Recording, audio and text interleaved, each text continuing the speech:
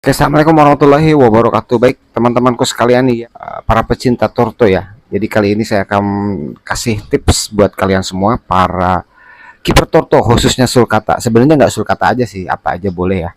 Jadi intinya ini terkait kebersihan kura-kura kita ya. Biasanya kalau kura-kura yang masih kecil itu, yang masih indoor, yang ditaruh di kandang itu, dia buang kotoran di situ, makan di situ. Makanya kebersihan kandang itu sangat penting sekali ya teman-temanku.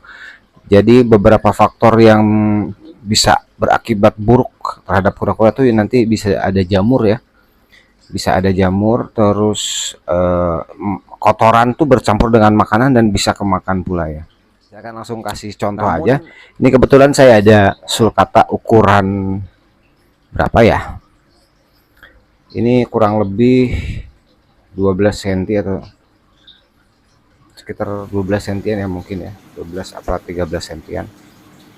Umurnya udah hampir setahun setengah ya teman-teman, karena saya tuh jarang sekali ngasih pelet ya. Pas bayi aja tuh nggak banyak, itu pun sedikit. Ini sekarang tuh full sayur ya, hampir setahun lebih tuh full sayur. Dan kita ini jarang sekali obat-obatan, jadi cukup alami ya. Makanan sayur segala macam, bunga sepatu, daun daun kembang sepatu, kembang sepatunya, selada maksudnya, selada sama caisim ya. Kalau dulu sih pernah saya kasih fumak tuh karena dapetinnya susah ya. Jadi kalau beli kebanyakan juga dia cepat busuk. Bagian yang sering dilupakan saat kita memandikan kura-kura ini, namun dia cukup riskan ya, cukup berbahaya ya. Biasanya kan kita sebelum memandikan tuh suka direndam dulu ya, direndam pakai air dulu, kalau bisa sambil dijemur gitu, lalu kita kasih sabun atau sampo, lalu kita sikat bagian tempurung, bagian kerapas bawah, bagian kerapas. Ini kebetulan kotor nih, hari ini belum mandi. Lalu bagian kaki ya, jangan lupa teman-teman, kaki itu penting sekali untuk dibersihkan. Bagian kaki belakang, kaki depan, kalau kepala tuh biasanya saya coba diusap-usap aja pakai tangan ya. Apalagi kalau pas dia agak mampet hidungnya, saya usap-usap tuh biar upil-upilnya pada hilang. Nah, kita kembali ke intinya. Jadi yang saya maksud itu adalah bagian ekor ya, ekor dan sekitaran ekor ya. Nih, belah sini ya.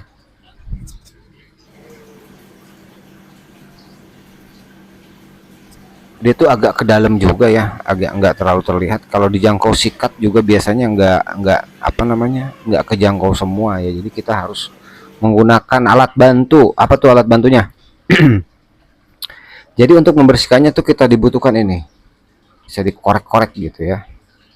Karena gini teman-teman, kalau saya pengalaman ya, sekarang kebetulan udah mati kura-kuranya. Dulu tuh pernah punya kura-kura kecil, jadi sering banget kotoran nempel pada ekor. Di bagian ekor tuh sering banget ada kotoran, nggak sempat dibersihkan. Lama-lama makin keras ya, udah direndam. Karena kan di ekor tuh mau dipaksa dicabut tuh takut kenapa-napa ya. Dan benar saja akhirnya si ekornya itu nyaris putus, putus kali ya, bagian ujungnya itu putus ekornya, saking udah ngebatu ya, saking udah susah untuk dibersihkan. Saya kasih tutorialnya langsung, hanya contoh aja jadinya ya. Direndam, setelah direndam beberapa saat boleh dikasih sabun seperti biasa, disikat sampo, disikat-sikat. Nah setelah udah agak lama terkena sabun tuh, kan biasanya kotoran itu enggak terlalu ini ya, enggak terlalu nempel kuat ya. Kita bisa menggunakan cotton bud. Caranya cukup dikorek-korek aja ya.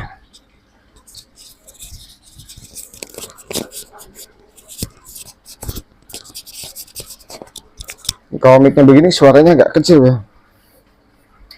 Jadi ini tuh pas bagian ini tuh, nah bagian ini ya teman-teman. Nih bagian sini. Ini kan kalau dengan cotton bud itu bisa menjangkau bagian dalam.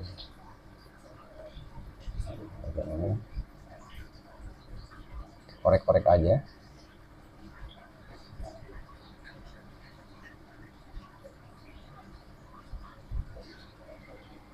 sampai benar-benar bersih. Kalau misalkan kalian masih ada beberapa yang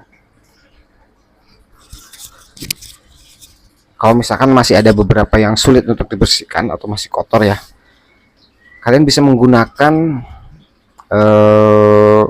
kalau pengalaman saya tuh pakai ini baby oil. Baby oil yang buat bayi itu ya. Kalau enggak minyak zaitun juga bisa. Intinya bahan-bahan yang aman ya buat kura-kura kita tuh, bahannya yang aman, tidak menimbulkan iritasi atau tidak menimbulkan terlalu lengket ya. Biasanya mereka juga nggak betah ya.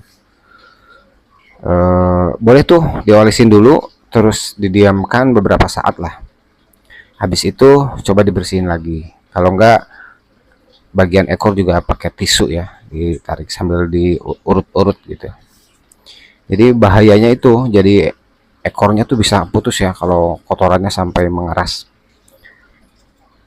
Termasuk juga di bagian leher ya, saya bagian leher tuh, bagian leher, terus bagian kulit-kulit yang di dalam ini.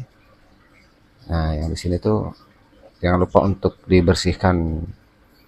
Yang lebih penting itu adalah sering-sering ngelihat ya, sering-sering dilihat nih bagian semuanya lah, kita lihat apakah ada sesuatu yang janggal atau apakah ada jamur atau ada benjolan sejenis lemak atau apa. Biasanya itu sangat penting sekali ya untuk memeriksa kondisi kura-kura sulcata kita khususnya. Sebenarnya ini berlaku untuk semua kura-kura ya, nggak mesti kura-kura darat, kura-kura air pun sekalipun memang perlu ya. Kalau kura-kura air tuh kan kelamaan di air ya, jadi kotoran tuh otomatis jarang ada yang nempel kayak kura-kura darat itu, karena mereka mandi ya. Setiap waktu mandi gitu, jadi bersih. Oke, itu dulu ya teman-teman video singkatnya dari saya untuk tips dalam merawat atau memelihara kura-kura sulcata. Oke, terima kasih sudah menonton. Sampai ketemu di video selanjutnya. Assalamualaikum warahmatullahi wabarakatuh.